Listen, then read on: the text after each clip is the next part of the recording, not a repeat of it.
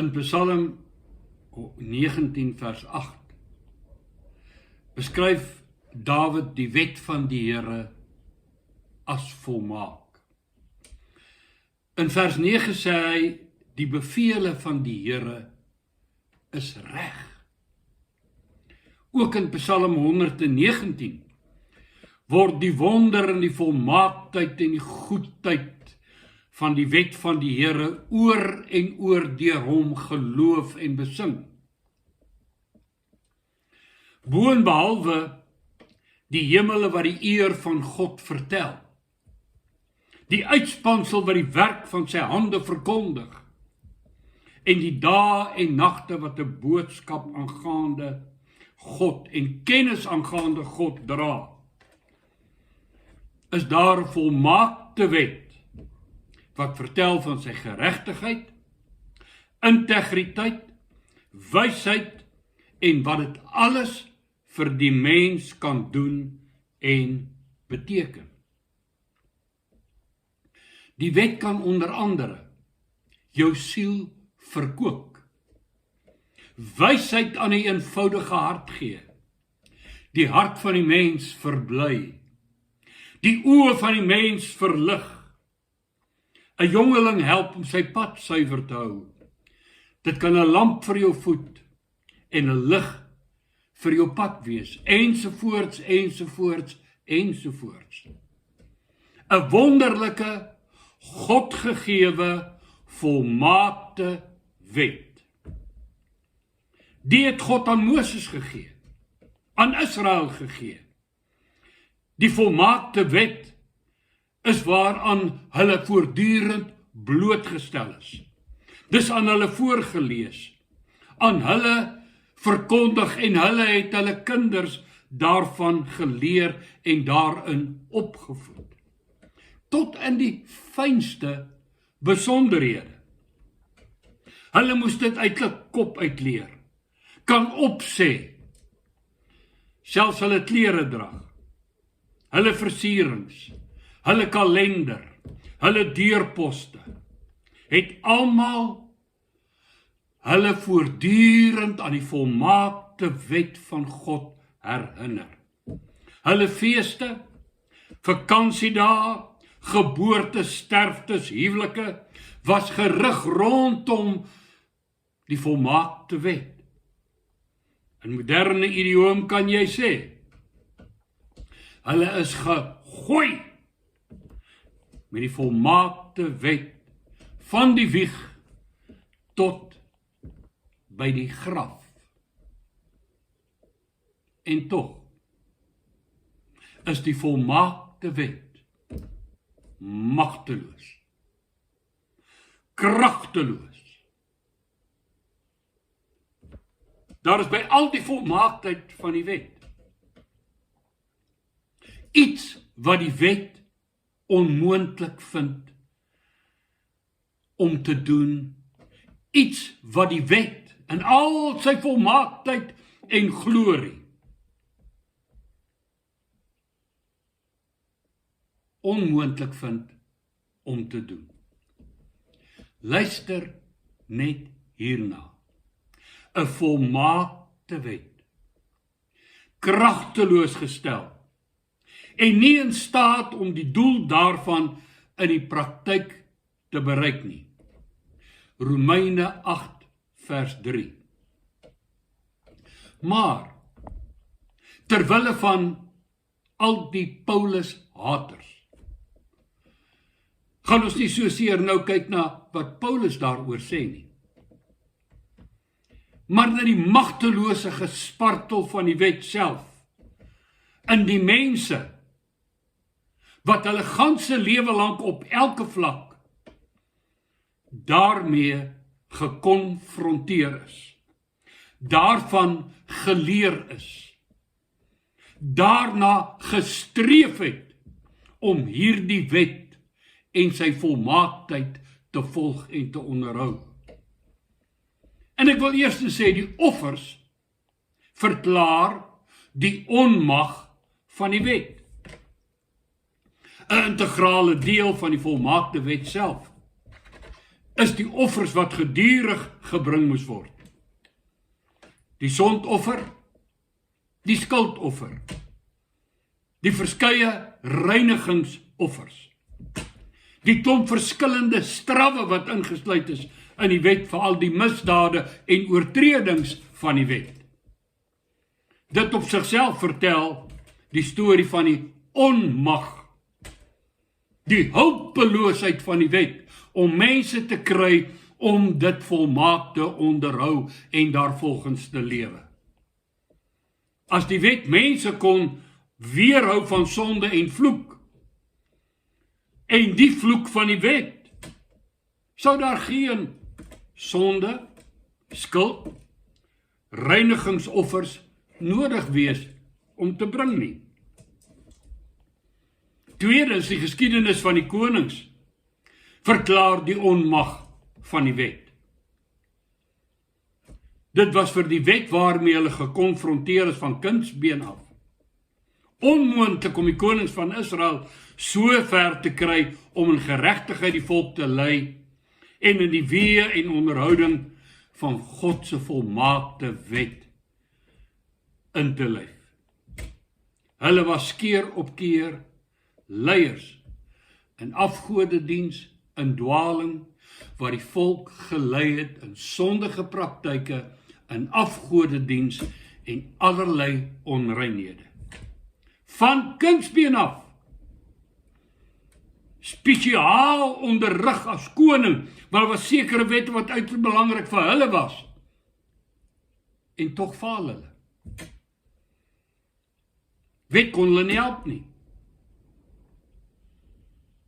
Die bestaan van die profete verklaar die magteloosheid van die wet om die volk, die wysheid wat die wet bied, te laat inkorporeer in hulle lewens.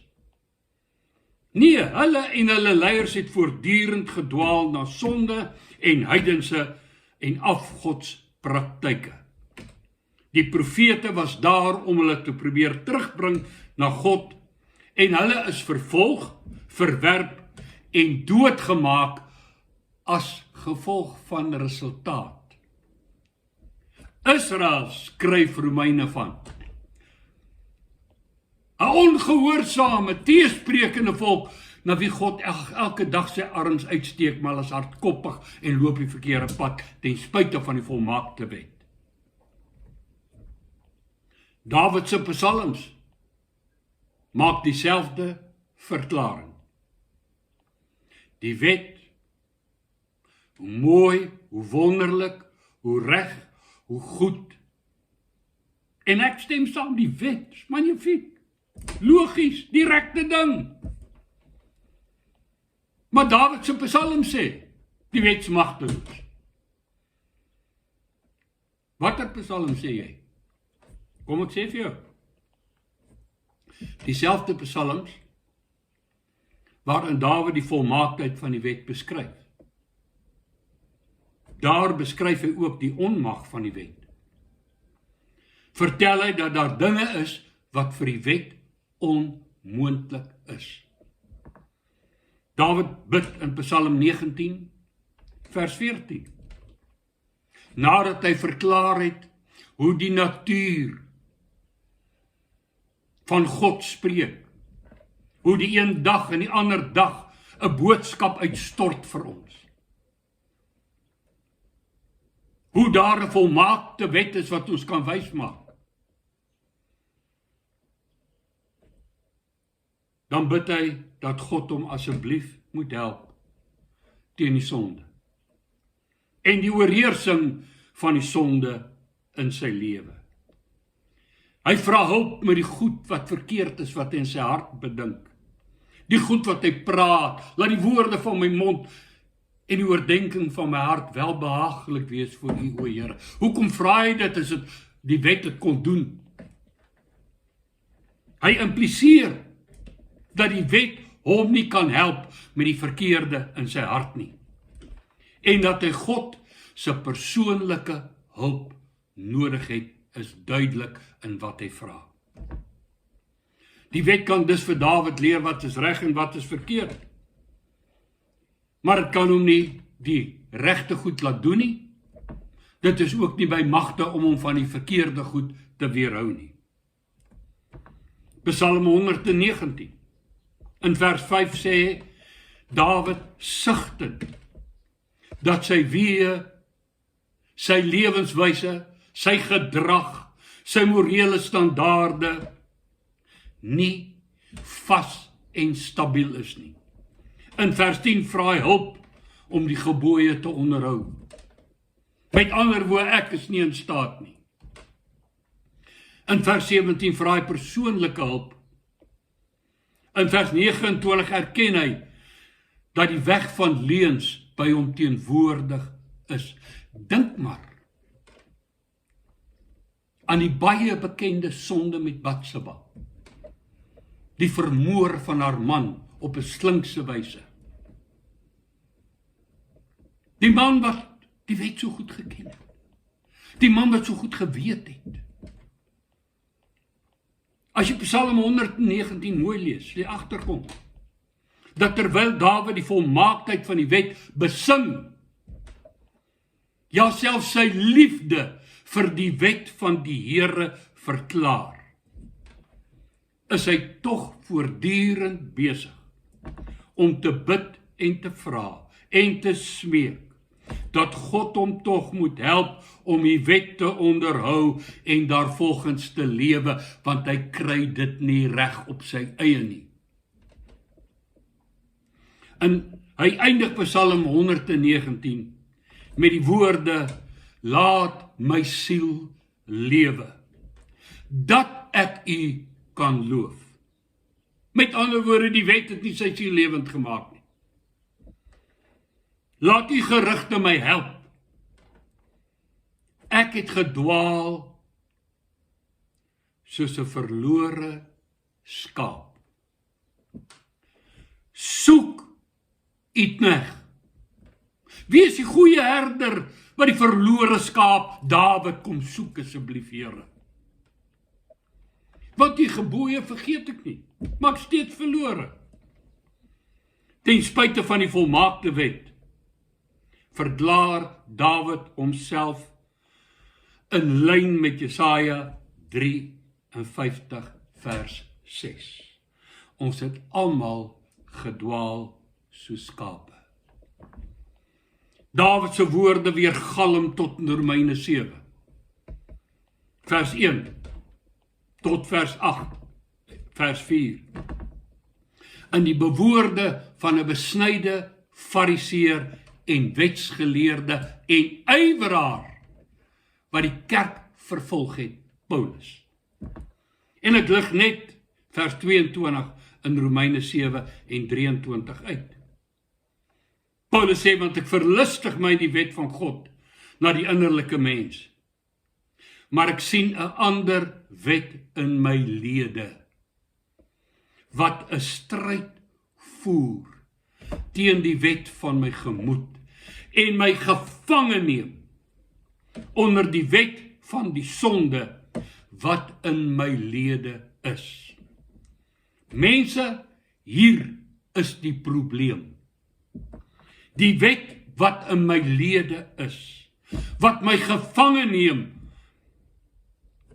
onder die wet van sonde wat in my lede is. Dit is hierdie wet van die sonde, wat die volmaakte wet kragteloos maak. Romeine 8 vers 3. Die volmaakte wet kan my onmoontlik red, as gevolg van die wet van die sonde in my vlees. En ons het almal dieselfde probleem. Moses, Joshua, al die profete, al die rigters, al die konings, ook koning Dawid, ook koning Salomo, ook Maria, die moeder van Jesus, ook Josef, die vader van Jesus, ook elke een van die disippels, elke fariseer, elke ywerhaar en wetsonderhouer en poging tot wetonderhouding, ook Paulus, almal dieselfde probleem. Die wet van die sonde wat in ons vlees werk. Paulus sê dit so in Romeine 7. Ek verlustig my in die wet van God na die innerlike mens, maar ek sien 'n ander wet in my lede wat 'n stryd voer teen die wet van my gemoed en my gevange neem onder die wet van sonde wat in my lede is. Hierdie wet van sonde maak die volmaakte wet kragteloos. Die volmaakte wet, so volmaak as wat hy is uiterlik, is buitekant my. Binne my is die wet van sonde. En die wet wat volmaak is, kan my onmoontlik red, as gevolg van die wet van die sonde in my vlees. Daarom verklaar Paulus in Galasiërs 3 vers 11, dat niemand deur die wet by God geregverdig word nie, en hy sê dus duidelik. Daar is net een oplossing. Paulus verklaar wat Dawid so goed verstaan het in Psalm 19, 119 en wat Dawid so hartsogtelik bid in Psalm 51 vers 12. Skep in my 'n rein hart, o God, en gee opnuut in die binneste van my 'n vaste gees. Verwerp my nie van die aangesig nie, en neem u Heilige Gees nie van my weg nie. Paulus stel dit so in Romeine 7, 24, 25. Ek, elendige mens, wie sal my verlos van die liggaam van hierdie dood? Ek dank God deur Jesus Christus. En dan gaan hy voort om in Romeine 8 te verduidelik dat in en deur Jesus Christus die sonde in ons vlees veroordeel kan word en die reg van die wet in ons tot stand kan kom en ons deur die Heilige Gees in ons lewe oorwinning oor sonde kan behaal en daarin ingelei word tot heiligmaking. Die Nuwe Testament is nie die klomp boeke in die Nuwe Testament nie, die boeke vertel van die Testament. Die Nuwe Testament is, ek sal die hart van klip uit jou uithaal en 'n hart van vlees in jou insit, en ek sal my wet op jou hart skrywe en maak dat jy in my weë wandel. 'n Nuwe skepsel, 'n nuwe hart, 'n nuwe innerlike mens, dis wat ons almal nodig het. Die wet van Moses is wonderlik en volmaak, maar kragteloos, omdat dit nie by magte is om ons te wederbaar, nuut te maak, skoon te maak, te verander en in ons te werk om te wil en te werk na God se welbehae nie. Dit kan ons nie regverdig voor God nie. Die wet van die Gees en die lewe in Christus is die enigste wat ons in geregtigheid kan inneem. Ek wil afsluit met dit wat deur Paulus verduidelik word deur Jesus so gestel aan 'n leraar in Israel wat die wet preek, die wet onderhou as beroep, en sy naam is Nikodemus. Jesus sê aan hierdie man wat sy hele lewe ingevleg vind in die onderhouding van die volmaakte wet, tot in die fynste besonderhede. Jesus sê vir hom, as iemand nie weer gebore word nie, kan hy die koninkryk van God nie sien nie. Johannes 3 vers 3 en so meer. Die wet van Moses, volmaak, maar magteloos. Die wet van die Gees en die lewe in Christus, in staat om volkome te red. Die wet van Moses So mooi, so pragtig, so waar, so edel, so rein, so heilig, maar magteloos. Die wet van die Gees en lewe in Christus. Die Gees wat Jesus uit die doodheid opgewek het, in staat om ons te verander, te reinig, skoon te maak as gevolg van die bloed, en in ons te werk om te wil en te werk na die welbehae van God. Die een stel eise, en die een se loon is die dood, maar die genadegawe van God in Christus is die ewige lewe. Nie deur verdienste, deur wetonderhouding, maar deur 'n ingryping van God in my hart en lewe, as ek sy naam aanroep en sê, o Here, skep in my 'n rein hart. Ek is bly jy luister na my, die Here seën jou, mag jy die wet van die Gees in die lewe ken en ervaar. Amen.